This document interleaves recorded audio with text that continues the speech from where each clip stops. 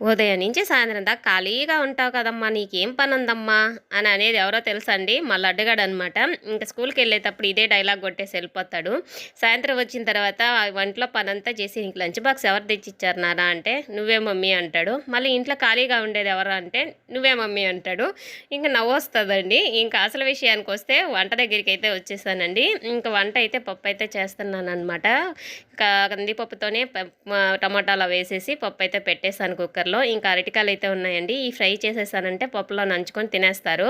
లేకపోతే రేపు సండే కదా, ఇంకా సండే అంటూ మామూలు కూరలు ఏమి ఉండవు, ఏదో ఒకటి చేస్తాను. ఇంకా మండే సంగతి మా సండే మిగిలింది కొంచెం మండే ఉంటుంది, ఆ రోజు కూడా ఉండదన్నమాట. ఇవైతే పండిపోతాయని చెప్పి ఇంకా ఫ్రై అయితే చేసేస్తున్నాను. ఇవి ఫ్రిడ్జ్లో ఉన్నా కూడా మా వాడికి పేడ పేడ కళ్ళు వస్తాయండి. ఎందుకంటే ఇష్టం కదా, ఏదో ఒక బజ్జీ చేయమంటాడు లేకుంటే ఫ్రై చేయమంటాడు అనమాట. అందుకే అవి కూడా కట్ చేసి పెట్టి అన్నం అయితే ఉడికిపోయింది, వంచేసాను. ఇంకా తాలింపు పెట్టేయాలి.